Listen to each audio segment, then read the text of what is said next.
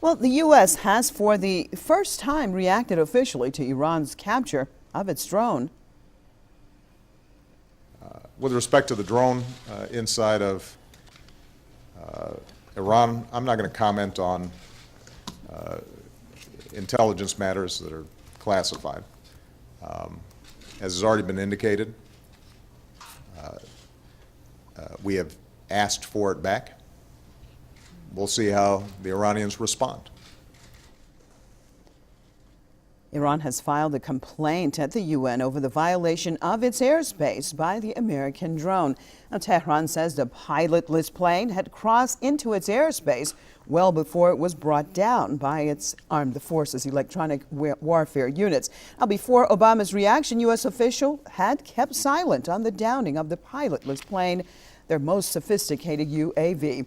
Any violations of a sovereign nation's airspace is illegal under international law and referable to the UN Security Council as an act of war.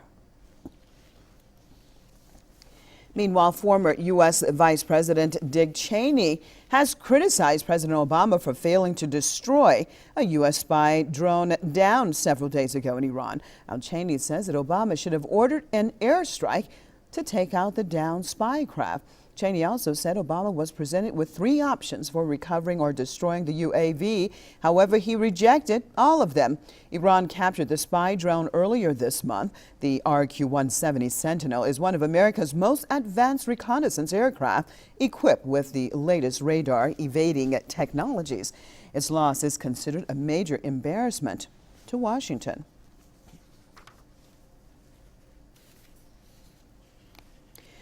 Well, we're joined from Tehran by columnist and political commentator, Mr. Nader Mokhtari. Thank you so much for being with us. First of all, let's talk about the response and the lack thereof so far from American officials. Up until this point in time, where now U.S. President Obama has said that he wants the plane back. Prior to this, there was no official recognition, and now this type of request. Tell me your take on how the reaction has been so far from Washington.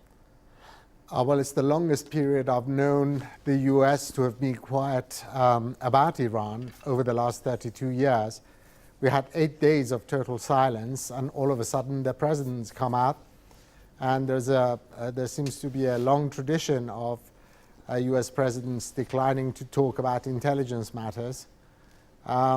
And he's come out and said that he will ask for it back. There is very little that really the U.S. can do about it. The fact is that it shouldn't have been several hundred kilometers inside Iranian airspace, and it was brought down. And really, the U.S. can't do very much about it at all, because it is considered booty, even by the unwritten laws of warfare. What about the response in general, Mr. Mokhtari? Not an apology for actually entering Iran's airspace, but a request or demand just to have the drone returned. Aren't you surprised at the reaction that you're seeing coming out of Washington? Well, not really, but it is unorthodox for the intelligence community, the U.S. military to keep quiet, and then for the U.S. president to come and shoulder the burden of asking for the drone back. I think it's a bit of an embarrassment, and it's quite humiliating for a U.S. president to do that. It's not within the U.S. protocol for the president to be asking for a spy drone. So why do you think he did it? Why do you think that Obama actually made the request for the drone to be returned? It was a bravado. It was a political bravado. He wanted to make sure that Iran took the request very seriously. But no doubt Iran will probably give the drone back right after every single U.S. soldier is out of the region and Afghanistan, and the U.S. has no longer anything to do with the Middle East. I mean, it's one of those ridiculous things.